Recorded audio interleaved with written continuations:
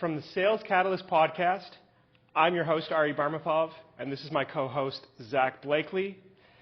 You're watching the Sales Spicy Talks. Today we have Saad Khan with us here today. Saad is a LinkedIn superstar. He made a name for himself on LinkedIn as being a go-to-market strategist for anything prospecting or outbound sales. Saad, welcome to the show. Pleasure. Thank you for the introduction. I'm not nervous at all. Good, good. The sweating has begun. Oh, yeah, okay. I should not do that. No, definitely not. So just so you guys know, for each question, we're going to eat one wing. We're starting from the left, and we're going on to the right. The left one is the mildest. The right one is burn your face off. Okay. Before we start, question, why does the second last one look extra sauced up? Because it's extra tasty. Okay, well, let's do it. So two of these wings, See how I'm feeling when we get there. for sure. Two of these wings, I actually made the sauces myself. We sauced up. So they should be really tasty and really great to go. I'm excited. Start off with the first question. Let's do it. Here we go. Which one is the first one? Yeah. No, wrong one. Wrong one. We should have covered our left. Great start. We should have covered our left to right before we got going. Yeah. I did do that. Yeah. Learning for next time. Okay, I really should not have done that right. You guys want a payment? That's a great start. Oh, they're really delicious. Yeah, this is just. I just want a lot more of these. Okay, given that I started. Alright, show is on the road. Okay. Gentlemen, sales often gets lost and forgotten as a viable option for a career. Why did you choose sales as a career? I tried not to. I actually grew up, I'm originally from Pakistan, moved to Canada 12 years ago for university. I grew up in a sales family. My dad and his brothers, they own a hardware sales business back home in Pakistan, and all I remember, lived a comfortable, happy life, great childhood, but all I remember, holy shit. All I remember, I'll finally get my sentence out, is just the stress of my dad and my uncles and things like that, and I was like, yeah, sales is not for me. And when I came to university, funnily enough, the first thing anybody ever said to me was like, do not get into sales. I was like, okay, I won't. I'm trying not to. And then in university, all I was doing was just marketing association stuff, things like that, where I was just presenting, aka selling. And I really enjoyed it. I wanted to go in marketing and work for Adidas or Nike sports marketing department and do those football ads for the World Cup and things like that. But that job is not viable. You don't get that job. You don't get that job to start off with. Nobody even knows how to get that job. Who knows anybody that works for Adidas or Nike? I don't. Not me. Retail stores. Yeah. No, but like, yeah, exactly, right? So, and then I was like, okay, if I kind of want to get into marketing and things like that, tech is hard. Let's find a way to get into tech. Started networking, reaching out to people on LinkedIn, things like that. And probably the best decision I made, transformational to my life, my career, lifestyle, things like that. And I'll just say this. I don't sell like you guys, we consult, right? The difference between tech sales, and I'm not putting any other format of sales down, but I've had my best friends be like, who don't work in sales, be like, oh, Saadi, you're so good at sales because you're a schmoozer. I'm like, but that's not what we do. That is the misconception of sales. In tech sales, my job is to literally find companies, build business cases, and go validate those business cases. That requires a lot of effort, a lot of work. So there's a very big misconception, which is holding people back, which is actually not helping our industry, especially in Canada. And that's what I try to do on LinkedIn, just be loud about it with my personality, just try to break through the noise. Yeah, I'm rambling. I don't even know if that answer makes sense, but that's where we're at. That made perfect sense. And, you know, to be fair, you are quite the schmoozer, and you're really good at that, too. And that can't hurt. I'll take it. Zach, on to you. Yeah, I mean, for me, actually kind of a similar thing. I had quite a different story in terms of how I started off. I was actually planning on going to school, interested in engineering, have been my whole life.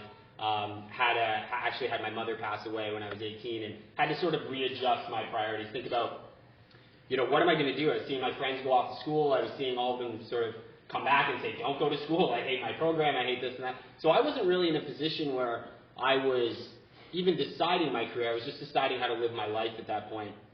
And I came into a really cool opportunity, which was to take on a franchise and run a business. I'd been in, doing some, I worked at Future Shop and I worked at, Sport Check, and I liked the communication. I liked those different things as a kid, and I loved being able to have somebody come in and say, hey, I'm taking my kid to start them in hockey, like what are all the things that I need? And I got to take them through that experience and give them that sort of advice. And at Future Shop, same thing. I enjoyed when people would come in, I'm looking for this, I'm looking for that, and I could sort of have that consultative approach and be like, ooh, I know you came in for a Toshiba, but you really got to consider an LG. And I enjoyed my technical understanding helping persuade them out of what was their original decision with my technical expertise. So I really enjoyed people deferring to me for my experience. And then I started off this franchise of a company a lot of people would know as College Pro Painters. Is anybody familiar with College Pro Painters?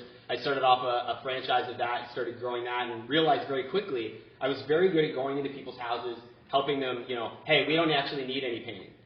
I'd say, I appreciate what you're saying, but if you take a couple steps outside your house and take a look at these shutters, like, I think you disagree. You do need to do some painting.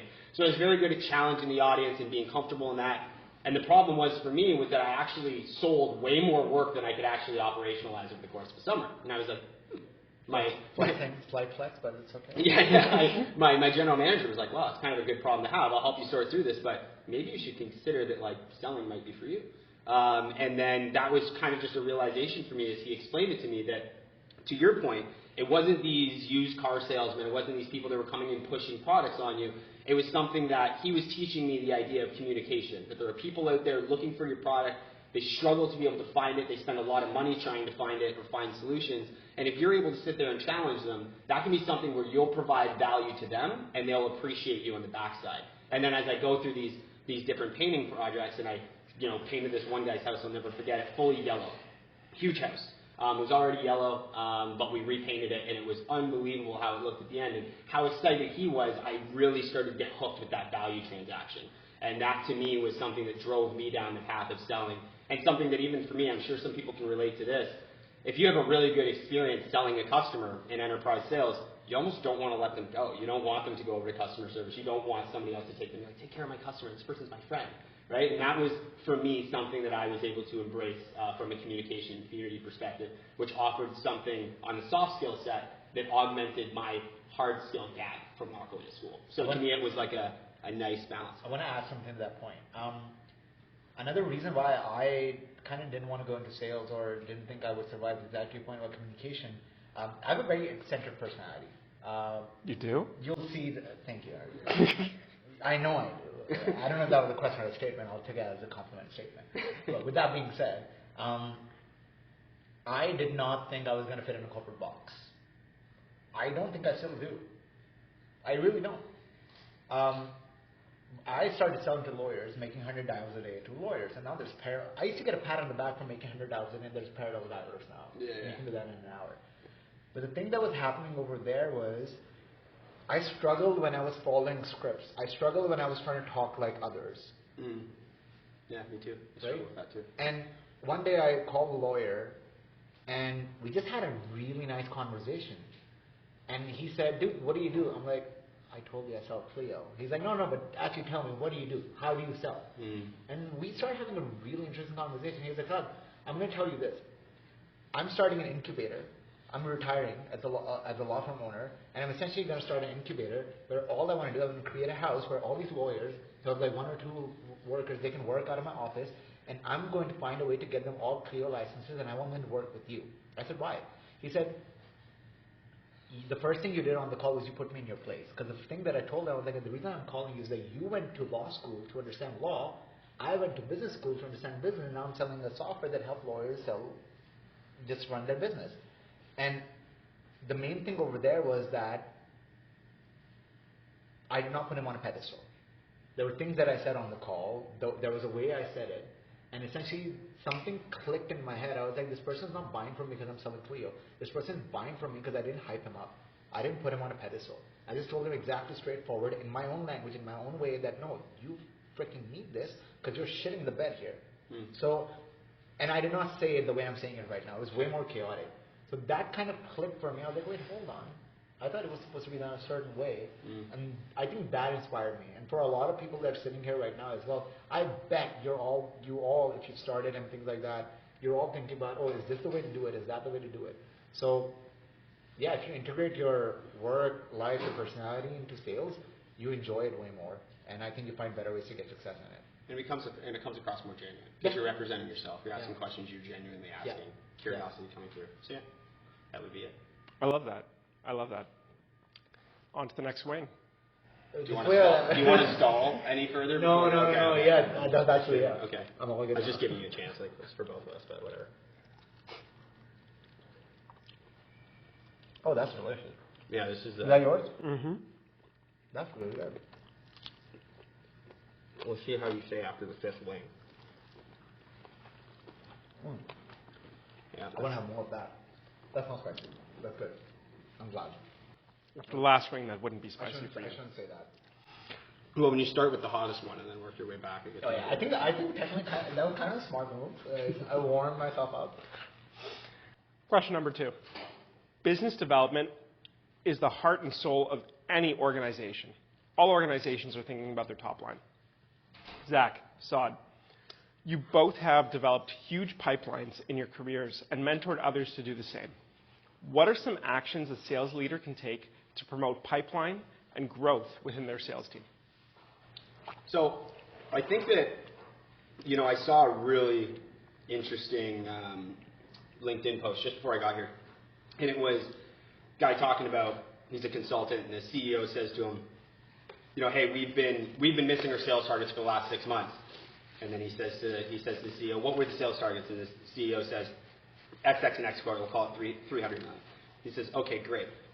You've hit, every single month for the last 6 months you've missed, and you're ready to fire your whole team. Mr. CEO, when have you hit the quota that you put in front of the team? So I saw that post. And the answer is like, I never have. And it's like, okay, so it looks like they're just following by your example, which is missing quotas over and over again, right? So it's like, there are two different types of CEOs. The ones that are going to sit in the room and they're going to sit down with the CFO forever and they're going to plan out what quotas should look like and they're spend hours doing that. And there's other CEOs who get in, sell the first deals, know what it's like to talk to the client, have that experience, and pass it down. That osmosis is the most important thing that you could do in selling. I think everybody in this room can probably attest to when you've been in an osmosis environment near somebody that's doing a really good job and how much more you could learn in that environment than being set down in a sort of lecture room. Here's our product, here's our tech stack, here's our messaging, here's your scripts, here's your everything. Go out, fail for 3 months, come back and let me know. And then I'll just listen to a couple of your calls in between and see where it goes. Success in a sales team, and especially from generating top of funnel growth, is always from an activity and a baseline output, right? And you have to be looking at that and your conversions across each metric. And as a leader, you need to be managing that conversion across every single one of those components. So how many calls does it take for you to be able to book a meeting? How many meetings does it take for you to be able to book an opportunity? How many opportunities does it take for you to close a deal? How many proposals go out the door before that happens, right? You need to know those conversions every step along the way. And you need to be somebody that's intimate enough in the organization to be able to help your team develop those leads up front. So my very clear answer for me is you've got to figure it out first before you have anybody else do it. And you have to be a master of that. Just like if you're going to introduce automation or you're going to introduce AI or any of those components into your business, you have to have already mastered that process, know it inside and out, then you can introduce and operationalize. So it's the same sort of idea when you think about generating pipeline. You've got to have been there and done it. You've got to have live examples. You've got to be there with your team coaching in the moment, not from 10 years ago when your past was, which I think a lot of organizations can default to.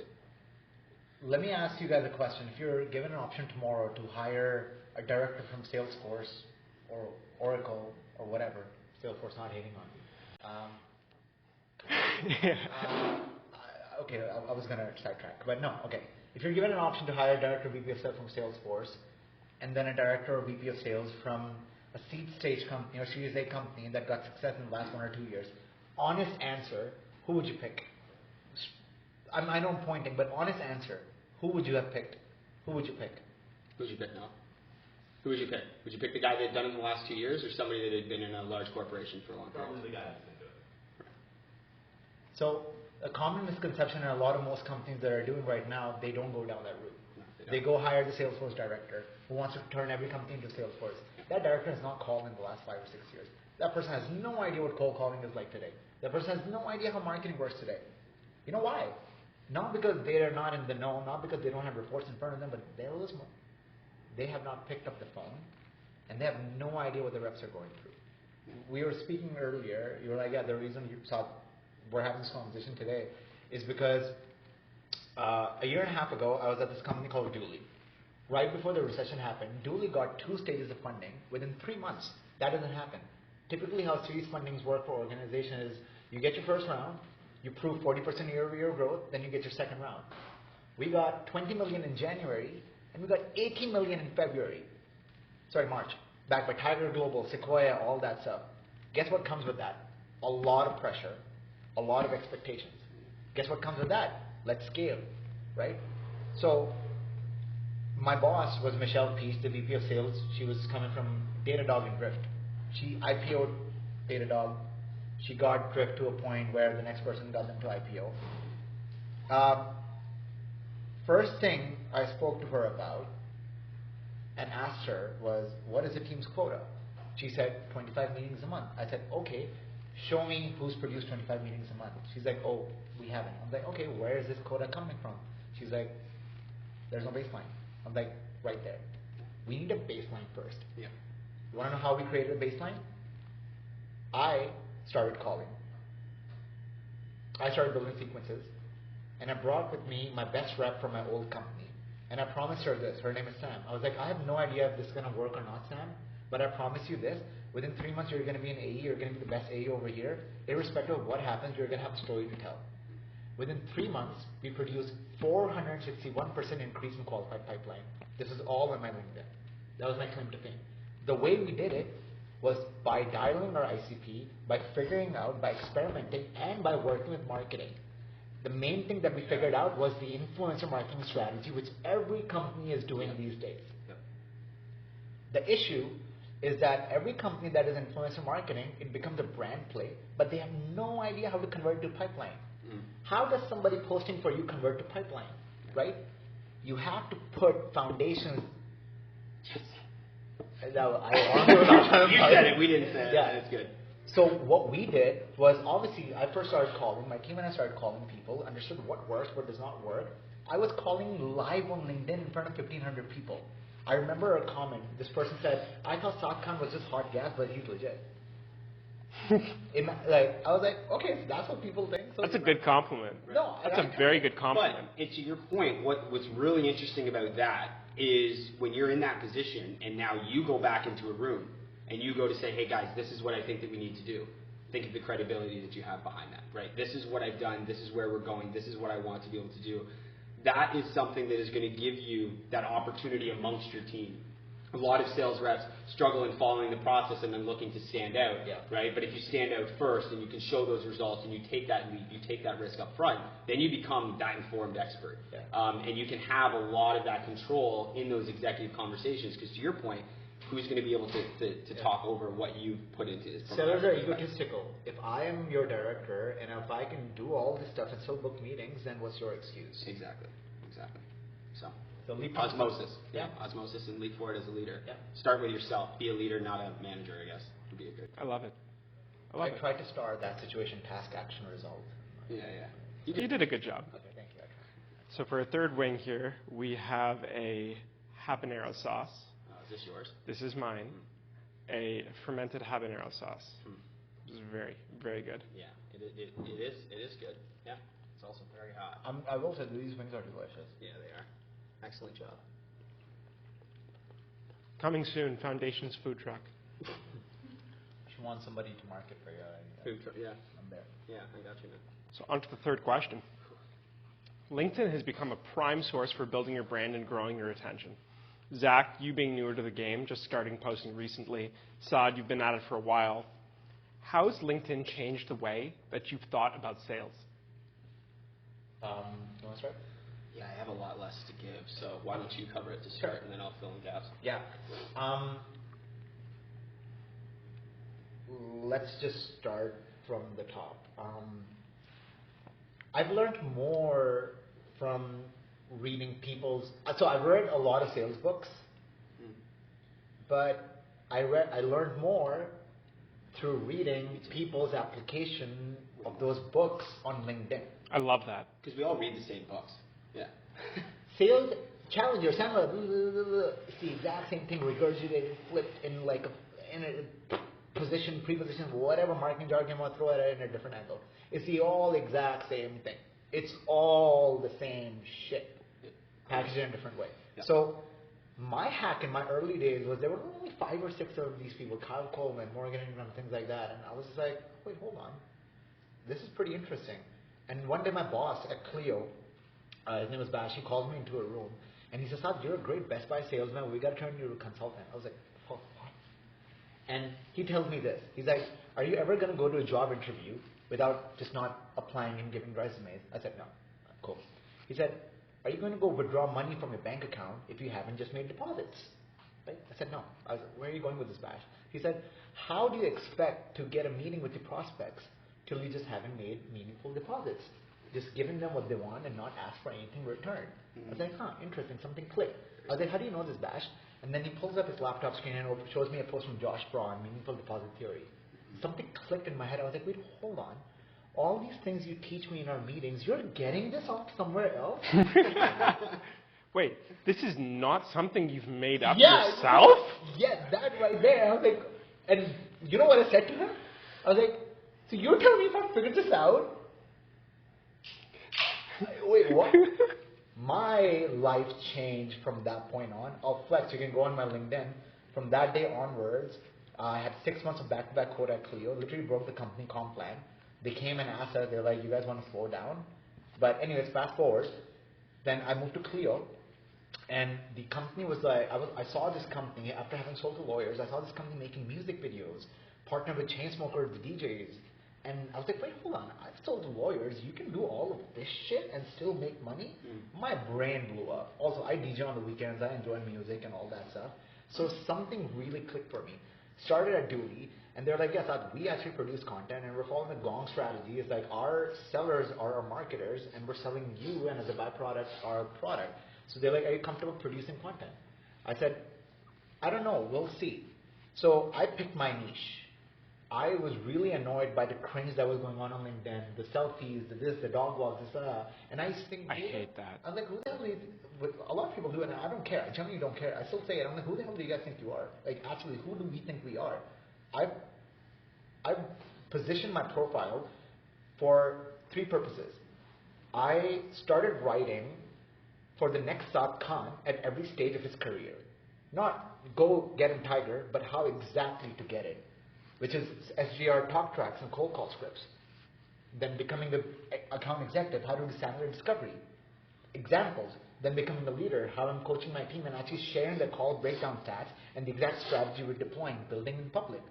So I started writing about strategies and kind of telling the audience that, hey, we're about to do these like weird things that maybe other organizations aren't doing. We all know BDRs book meetings and AEs close deals. At Dooley, our BDRs were closing their own deals. And we were talking about exactly how. So that's it. That was the difference. And guess what? We are selling to salespeople. So there's this company. Saad Khan works at Dooley. Saad Khan knows how to cold call. Saad Khan and his team are great sellers. So that means they probably know what they're doing. So let's go talk to them and see what is Dooley. My DMs would be filled with people saying, Saad, we love Dooley, but what the fuck is Dooley? Guess what we did? We launched a campaign called What the Fuck is Dooley? It's a great campaign. Yeah. I'd read that. So after giving the long answer, to answer your question, it's if you find your niche, if you find your audience, it's not about posting every single day. It's about posting the right stuff. Your brand will grow. You'll become an expert. You'll become a strategist, and you can take that anywhere. 100%. I mean, I couldn't add much in there from an operational perspective because, I mean, Saad, you crush LinkedIn. You do an amazing job, and you're somebody that we look to constantly as a good inspiration for us in our content. So amazing job, and great kudos to you for that and your success that you've had there. For me, the biggest thing came down to I kept things in my brain for a very long time. And I was always one of those people who's like, listen, like, no, like, you got to know me, you got to be in my clique, you got to be working with me, you know, you've got to be part of my group, and then I'll give you that information. I think that originally it was easy for me to say that it was, because my ideas are so good that I'm only going to share them with the right people. It's not true. What it was I was just genuinely afraid of getting honest feedback on my honest opinions. And I think it took me a little while to come around on that. I enjoyed being in my environment, and I enjoyed killing it in there, but I also liked going home and being left alone. Now the problem was eventually I reached this critical mass, which is I don't want to work for people, and I want to run my own brand. And then I ran into the situation that most salespeople do. Now I need to grow my brand, and now that's what I'm doing. And so my piece of advice is that after all the success that I've had and all the different people that have had interactions with me and worked in companies that I've worked in and taken to market, the thing was people didn't know me at large. I didn't have an audience. And Ari and I talk about this all the time. And it's one of our big pieces at Foundations that we monitor is our two biggest assets are our time and our audience. Hashtag Alex Hormozy. Yeah. So, because you think about it, nowadays, if you have an audience, I mean, what can't you do, right? I mean, there's the exorbitant examples of like the Kardashians, right? It's like somebody slides into their inbox like, hey, push this product. It's like, great, I'll take 10 million and push this out to my 150 million followers, right? It's how easy is that for them, right? And so to me it was, we all owe ourselves a service from a sales perspective to be growing our own brand so that we actually own that. And the moment that you decide you want to do that, it's too late if you're trying to own it. You have to be ahead of that by a significant margin. That's the first component. So if you're looking to build your brand, if you're a salesperson, you've got to do it on LinkedIn. It's the number one place to do it. It's the place that you've got to try and understand a bit of the algorithm. You've got to invest into it because it's free. It takes a bit of your time. It grows your audience. You take very little of your time, and it grows your audience. And when you can create an automated fashion around that, you can put some people in a room with zero marketing dollars and have an opportunity to run an event to kick off some things, which is what we did here. And now, if we had a significantly larger audience, what bigger impacts can we do? So the first thing was you've got to be able to brand yourself. That's the very first component, and that's something that you want to be able to lead forward with. And the second thing is that sales is changing, to your point. We learn in a very different way now. You want to be actively invested in this environment because as you give to others, others will look to give to you. Yeah. I had 3 people today. It was almost like a pinch me moment where people had seen that we put out our podcast and people reached out and said, hey, we love the podcast. I think that you'd be great to have I would be a great guest. Would love to have a conversation with you. And it was like, that's amazing. I'm now going to be put in a position where we can pick their brain, learn their story, learn some things and incorporate it for ourselves. So the learning and the branding are two things that from a sales perspective we need desperately, and you can achieve that through LinkedIn. And so that's something for me that I'm experiencing already in growing my brand and something I'm very excited for. I just want to tie that with the story. So went to Collision Conference a month and a half ago. One of the key sessions that I attended was by Mark D'Amelio, who's Charlie D'Amelio's father. You guys might know her from TikTok, stuff like that, dances and all that stuff. Sorry I did that. Can you do it again? I'm sorry. Anyway. Can you do the dab? Oh, come on, man. Anyways, the cringe aside. So the session was called the Gold Rush of the Creator Economy. Mm-hmm.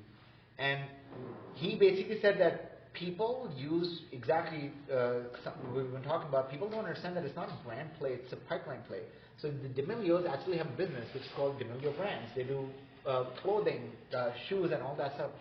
They use their daughter's TikTok to see what audience is getting more engaged, what audience is reacting towards clothes and things like that. They capture that data and they go produce clothes and things that sell. Yeah. So he was asked a question from the audience. He said, what are you guys trying to figure out? What's the next big thing? He said, if anybody in the audience has figured out LinkedIn, let me know. I said, interesting. He said, LinkedIn is the next gold mine. Because soccer players, all these people, they're all coming to LinkedIn. And think about it this way, right? Your credibility on LinkedIn is your professional credibility. It's directly associated. Who needs a resume anymore? It's directly associated with business opportunities. Right then and there, I went on his Instagram. He's got 1.5 million followers on Instagram. Went on his LinkedIn. You can look it up right now. Mark D'Amelio, 7,000 followers on LinkedIn. Not bragging, but I have more followers than him. Hold on. I haven't figured out Instagram, but what? So there is still a first mover advantage for LinkedIn. Yeah. Let's be very real. How often in your life have you been presented an opportunity to get first mover advantage of something like that? 100%. It's a great point as well. Like our entire business and everything that we're running right now, we just continue to double down on LinkedIn. It's our audience. It's where we get our message out there. It's how people get exposure to our brand. It's how people understand how we're different. And it's the exact same thing for the individual. You know, when you're looking for your next role and you're looking to grow, you're looking for your manager not to ask you those stupid questions in an interview and try and get ahead of them by understanding who you are. You have a perfect way to do that. Yeah. You don't have to say your greatest weakness is chocolate anymore. I work too hard. That's my problem. So the next thing that we have is the bomb hot sauce. This is where it gets real, guys. I've heard about that one. This is where it gets real, guys. Oh my god. Is that the hottest one? Not yet. It's not the hottest one, but yeah, it's the one that people complain about the most. Yep. Mm-hmm. I love some milk. Yeah. I love some milk. That's, I think the only thing weird. Milk is for closers. I haven't heard that one before. Saad, you've been in sales for 5 years. Zach, you've been in the trenches for 12. As the saying goes, history repeats itself. What are some trends in sales that have fallen off, and do you think they will ever come back in popularity? I think this is low-hanging fruit for me because of the situation we're in right now with everybody. Hey, thanks for joining, guys. Come on in here if you want to sit back in the back if you want. It's easier than sitting in the kitchen. But so going back to that, I think, one of the my lord, one of the you had to take two. You could have taken this one bite. You like skimmed that. No, off man, the I told you you're supposed to eat the whole thing. You're chickening out on me. So guys, this is where people coming in late. I started from the end. I took the worst one first, so yeah. No, you're just better. We're gonna get to that again. Yeah, I'm done. So I'm done. Yeah. So something that for me has changed. I'm just gonna get this out there. Is just in person. I mean, over the last long time, I mean, many years now, it's been deteriorating, even before COVID. The value of being in person. I mean, we went to hybrid environments, we went to all of those different things, and I think they affected multiple things. They affected the salespeople on the other side, not as much as hot wings are affecting me right now. It affected salespeople on the other side, because when you're sitting there, you're not getting interactions directly with the customers. You're not hearing some of the intimate stories. When people get on a Zoom call, 30-minute call, video call with the rest of their team, they're not out for lunch. Guards up, reservations up. When you're a sales rep and you're looking down to get to the bottom of discovery, a lot of the best things that you could do can be in person. Now, I know that we can't always be in person, but we can sometimes. And people, I don't think, still look at it as a priority. Being in person changes the relationship entirely. A handshake, a look in the eye, nice to meet you, remembering a face, it changes things drastically for those people that are here. And I think that it's something that has been devalued. It's something that we think, no, everything can be done virtually. And some of it can, but you will lose to those that are getting in person. I think that's, for the sales rep, I think it does you a disservice thinking that you can operate just as effectively from a, you're better than me. I don't know if you can see the forehead sweat. But no, man, you got nice hair in the way. I do not. But thank you for the question. so that's the first thing I think affects the reps on their ability to sell. And the second thing I think about being in person that's really affected is the osmosis environment. Luckily enough, I have somebody here, Noah, who I've had experience with for a long time now. We worked at the same company together at Vena, and that was how we all learned. You know, we didn't have training. We didn't have any of that crap. We learned everything by going and sitting down with the best rep, listening to them making dials, hearing them fail, sitting down and having a call or going out for a vape or something like that. You hear a BDR just absolutely crush a call, book a meeting. And everybody turns around and is like, what the hell, man? Congratulations. Everybody's clapping. Everybody's giving him some juice. What did you say? How did it go? And there's this 5 minutes, or what I call 5 minutes of magic. Whether you're a manager and you're walking by and you hear, oh, there's somewhere I can put in a little bit of value. Or you're somebody else that's struggling and you hear somebody else succeed. You see it. You didn't have to be in a meeting with them or hear them gloating about it or listen to their call on HubSpot. You were there, you saw it, you felt it. And that makes a big difference in your day-to-day as a salesperson. And I think that, you know, especially with now people being in remote environments, being BDRs, 100 dials a day. You're sweating all Dude, everywhere. it's Sweating from spots on your face that I didn't even know we can sweat from. Bro, I'm teaching you things. Your Cheeto just popped a sweat. How does that happen? Listen, man. I saw it come out. Listen, I'm here, okay? I'm doing this. But yeah, so those would be that would be the first thing I would say. It's going to make a bit of a comeback. I think that as organizations look to differentiate themselves, they're going to realize that their ability of being at events, being in person, investing in that again is coming back. We can see it already in events like this, but the events that led us up to this, the events that we saw all of your smiling faces before, or for those of you that are smiling, that we saw before at different events, that's how it works. So to me, that's something that needs to be rejuvenated back in sales. It's an old thing that we had a lot of respect that I think is working its way back in, and I'm hearing it from a lot of people. I'll tell you what's that. Full cycle reps. Everybody's cold calling. I love that. Yeah, it's so true. When I started, I was full cycle. There was no such thing as having a BDR. Like, you didn't have that luxury. You sourced your own deals, you had the meetings, and you closed it.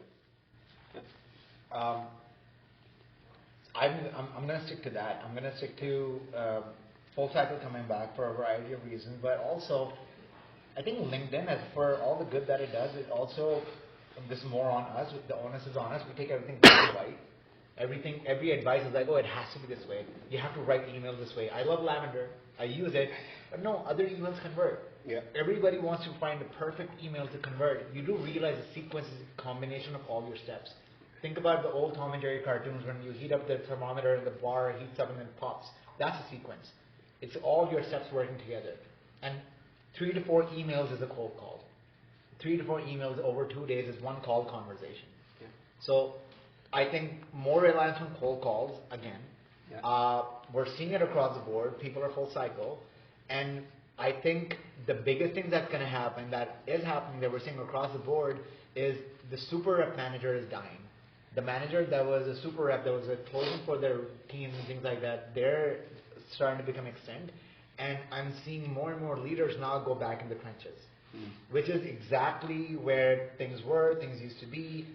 People's history repeats stuff. It's always cyclical success and all that stuff. So that's happening, but it's relative to time with marketing, brand work, LinkedIn, and all that stuff. So yeah. And I think to that point too, when you say full cycle, I think that the definition of full cycle is changing a little bit because it involves all those elements we've talked about, right? Yeah. You got to have those touches on LinkedIn. You've got to be emailing. You've got to be cold calling. You've got to be doing all of them. Yeah. And I actually, an interesting story that I learned from one of my previous roles was a really large major account that I was taking over, actually looking to rejuvenate. Huge account, nightmare client. But the idea was that when we first got it started with them and the organization themselves, I had to get introduced to 3 different executives. I had to meet all 3 of the main executives, CEO, CFO, COO.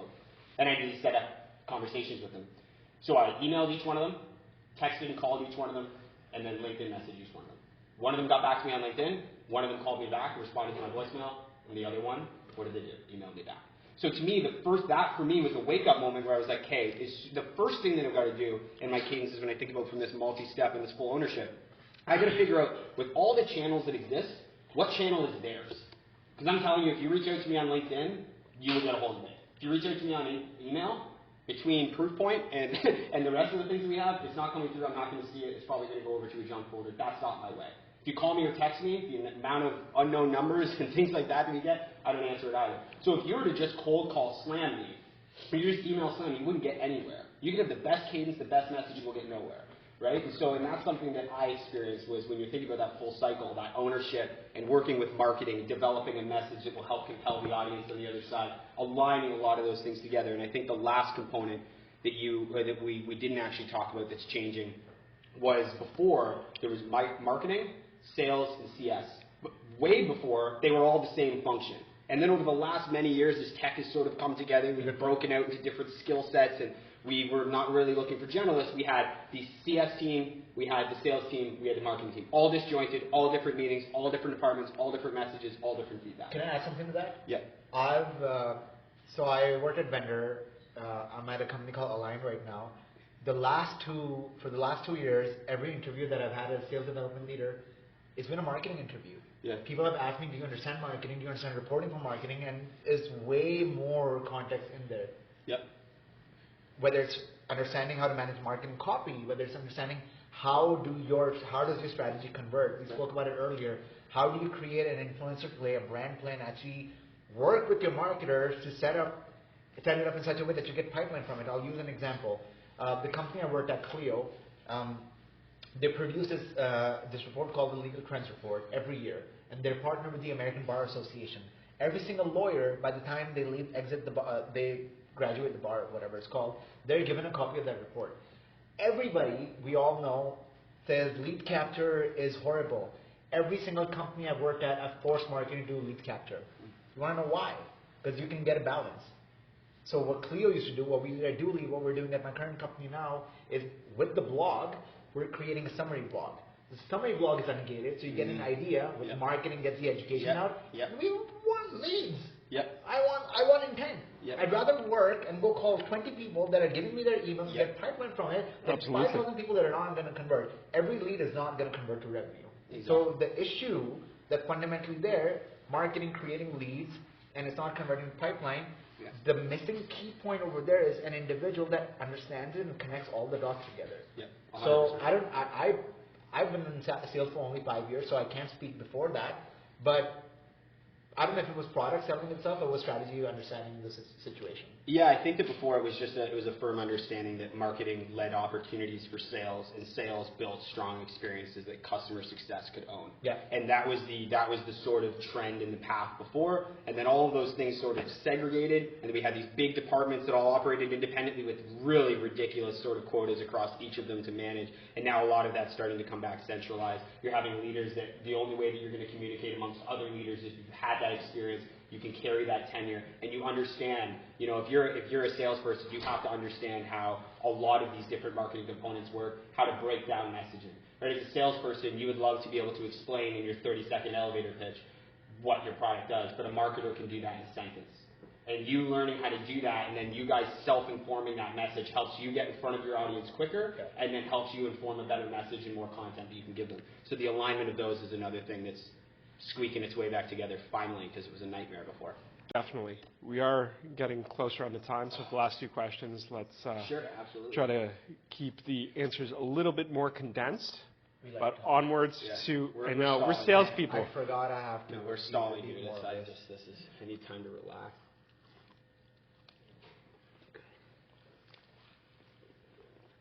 That tastes like acid. That is not even hot sauce. That is just battery acid. All right, what's the spice level on the last two? 1 million Scoville, and the last one's 2.5 million. 1 million Scoville. Is it this one, the bomb? That was the one that we just did, and that was awful. That one needs to go in a biohazard bag. Question number 5. Former CEO and chairman Jim Clifton of Gallup said, "The single biggest decision you make in your job, bigger than all the rest, is who you name as a manager. When you name the wrong person manager, nothing fixes that bad decision. Not compensation, not benefits, nothing." Do you agree that salespeople leave managers and not companies? Yes. I have a story to tell if I can. Absolutely. Of course I can. So, I'm going to do my best not to name drop this person, and I won't. But I'm so lucky that I started my sales career at Clio. The entire leadership team was around the age of 35 or under, very diverse. We were bonded by the trauma of selling to lawyers. So everybody just got it, and they understood how to be nice and just accepting and giving and things like that. Then we'd hired somebody from Salesforce. I have issues with Salesforce. And this person was an enterprise AE, and interestingly, Clio didn't build their BDR team until they got the Series D funding at $250 million. And what they did was they moved 6 AEs to BDRs and paid them the exact same money as they did AEs. I was one of them. So I started my career as an AE, and then I moved to BDR. Starting my career as an AE taught me how to cold call, prospect, demo, close. We did full cycle. So 100% of me was being split into all these boxes. Then when I moved to BDR, all I had to focus on was just cold call, do discovery, sometimes do demos, and just set that up. Now, throughout this entire time, the reason why I was okay with that lateral move, I was okay with the ups and downs and all that stuff, was the leadership team was just bought in. I'm an immigrant. The first year that I started my career at Clio, my visa was expired. I told my manager, she grabbed my hand, She's like rushed me to the HR office, and my friends were saying goodbye because they're like, yes, Saad's probably getting deported. True story. Georgina, I love you. Thanks so much for everything. She's probably never going to see this because she hates LinkedIn. Anyways, yeah, so I had some really positive influences. Then I got promoted and got moved into the mid-market team at Clio, and it was just me and another AE, and we were asked to just help with hiring and all those things and just move the team along. I hit my quota, and my AE says, don't get your head high, we have a lot of work to do. And he was micromanaging me. My territory became Pacific all of a sudden. At 2 o'clock, I'd get a message from him, like, hey, where are your dials? I'm like, this is not the company I signed up for. This is not, I've never been coached this way. I've never had anybody ever ask me for my dial. I was promoted twice in this organization. I was poached to join that team. How did all of a sudden this start happening? I go to my manager and I ask him, he was this enterprise AE that was hired 3 months ago from Salesforce, never been a BDR, and he was made the BDR manager. Having never been a BDR and all that stuff. I go up to him and I'm like, X, this is what's going on. I'm being micromanaged and all that stuff. This is just stuck in my head. This was his response. He's like, dude, you gotta look out for stakeholders. I was like, huh? Like, what do you mean look out for your stakeholders? You're a first-time manager. You poached me into this team so I can build this thing for you. And when first time I actually come to you for help, you're saying, look out for our stakeholders? I started interviewing, quit 2 weeks after, having only been a rep for 1.5 years. I went and decided to go become a manager because I was in line to become an AE of this company. It's not a flex. But I knew what I was good at. I knew why I was good at it. It was because of the leadership team. Yeah. I left Clio. The only thing that the entire company was talked about, how did somebody who was quote-unquote the face of the company, what the hell actually happened over here? So I did not leave the company. I left my manager. Yeah. Yeah, and I think that's an analogy that we can all, or a story that we can all take back. I think that definitely company or reps leave managers in not organizations because you can see organizations that don't have anything together and a manager that does, that grows a massive team. Right? In the previous role that I was at, and actually you can share this experience in an organization we were at, there was 2 different pods. There was a manager and a director of sales who had a team that he had very well established, and he had BDRs and SDRs and AEs. He was training all of them underneath. And that side of the organization, very fruitful, very little turnover. They were all successful. All of them got promoted. Everybody moved up on the face of that manager. A bit of a super rep sometimes, but ultimately the reason why he was doing it was because he needed to step in to show the value so then that ultimately everybody could grow. And then the other side of the business, there was constant turnover with the manager. We had new VPs come in, and then all of a sudden the manager was gone, so we were reporting to the VPs, and then the VP was so busy that we were just kind of out on our own island, successful or unsuccessful. We didn't really have coaching. And we loved the company. All of us, the 4 or 5 of us that were on that group and in that pod, we loved the company. We were all very successful. In fact, later on in that year, there was actually a little bit of a petition of the organization to take my name off the Salesforce because I was still on the top of what was closed. It said Zach Blakely inactive, and people were like, we got to take this off because he doesn't even work here anymore. We were that successful, we were making that much money, and we still couldn't stay on our roles. We had attrition across the whole team. Everyone went on to other companies, bigger, better things, found managers, found their own space. It's very important if you understand that you understand your role as a manager and a leader. You are in that role to enable other people's lives around you, not just their career. Your job is to help coach them on a path that you are supposed to have experience and tenure on and can offer advice, coaching, and mentorship, right? And if you're not doing that, reps, especially now, will sell it when you can see on LinkedIn all of the other people that are doing it, all the brands that are growing, all the managers and companies that are investing in it, and they will leave. And that is one of the biggest issues right now in attrition, is that people are leaving managers that are put into positions, whether they're stretched thin or not, that are incapable of actually leading that journey. And so yes, people do leave managers, not just companies. Appreciate it. We're on to the last wing, gentlemen. 2.5 million Scoville. Cheers. Cheers. Cheers, guys. Cheers. Saad started with this, and now we're ending with this. Oh my fucking god. Is it bad if I chew with my mouth open? As long as I can't hear you, you're good. You have any issue with mouth open chewers? No, man, I'm just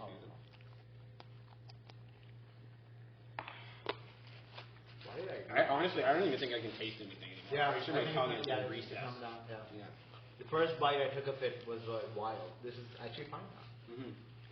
AI has become a hot topic within the sales community. An AI bot from Tesla booked a call with a warm prospect on the phone. Are sales reps becoming obsolete? Context. If I'm looking at something and it's in my cart and somebody calls me, hey, can I help you out? That's a completely different pathway. I remember that video blowing up. I was like, have people not worked? The people that are, I saw VPs and all that, I was like, hold on. I bet you've done inbound, I bet you've done outbound. Somebody requesting a demo, calling them, and then somebody just completely cold. The responses are going to be different. It's like, how are we like, I feel like we're evolving backwards as more technology goes, oh my god, look at this, how great it is. No, wait, hold on. That's a marketing video. That's literally a marketing video. I really don't think AI is there yet. The only AI tool that I use is Lavender. There's some friends here in the audience that are working on AI thing. I've been working with them a little bit and things like that. The issue with AI right now is that with LinkedIn and everything, there's so much education about best practices and what emails should sound like and things like that. It's just not there. It's just not there. I'm finding it more work to make it work than it actually working. I get emails from people that are AI generated. It's such a I just know it's weird. It's like, congratulations, hope you had a great podcast. And then a weird transition. You comment on this person, and then a weird transition. And all I do is just simply delete or reply back. I know this is AI. Oh, I have something to show you guys. So there's this really huge AI company. Their head of sales is prospecting into me. The first email he sends me, I'm not going to show this. Look at this. First he says, hey Eric. And then his response, hi Saad. Hey Eric, thanks for checking it out. Hi Saad, did you have a chance to look at my last email? And they're selling an AI. That's the head of sales at this company. They're selling an AI tool. In his sequence, first he calls me Eric and then he calls me Saad. That's so see, I think there's YC-backed company. I think there's a few things to unpack there. I think the first thing definitely is that there is value in automating tasks in an organization.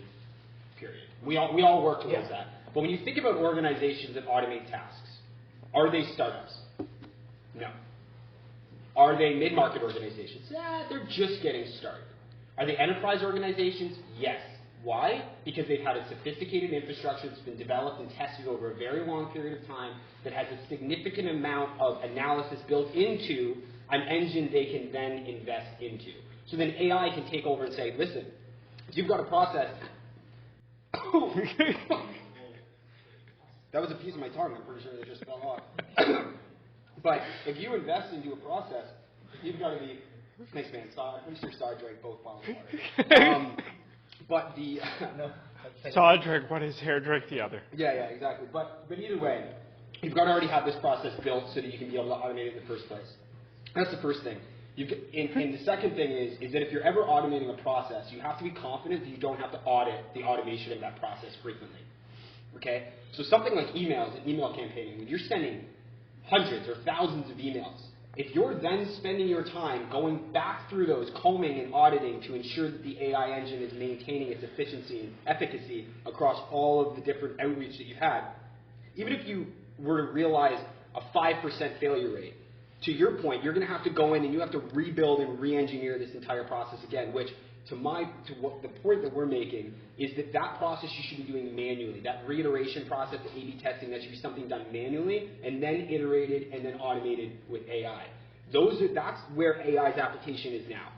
In the future, do I see opportunities? One of the ones that I thought of, and I was spitballing with a friend a little while ago, I was like, imagine how cool it would be if AI could do a dialer, and then as soon as it would get like the pulse of somebody on the other end, then automatically it would connect you with them and then like pull up their profile. Something like that. I'm like, Who's doing that? Sorry? There's a couple organizations. To me, I'm like immediately I would see value in that. Like just reducing the time that I'm taking between tasks, right?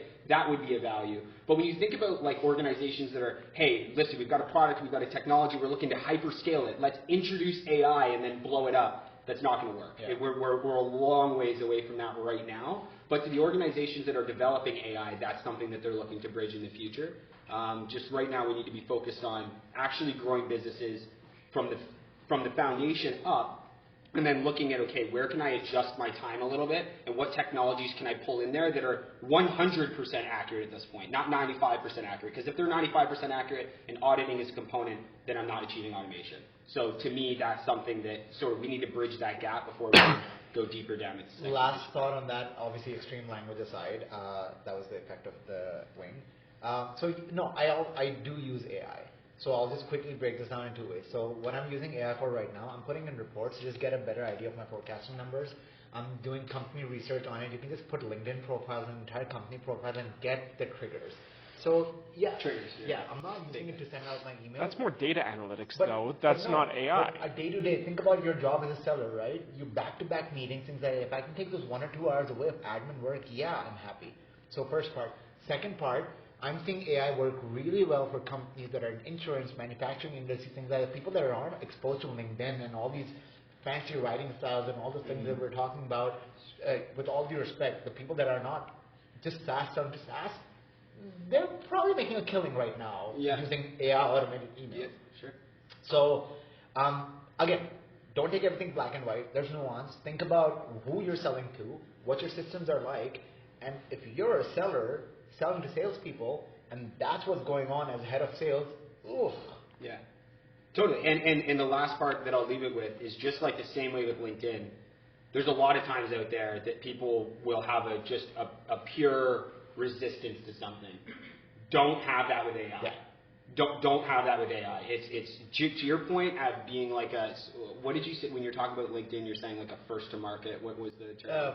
First mover advantage. Yeah, first mover advantage. So like same sort of idea with AI, right? It's like you have to understand it to figure out how you can use it. Take the time, because there is something that it can do. Organizations are pushing things out that can help you with their forecast, they can help you with your analytics, they can help you with your amalgamation and consolidation of data.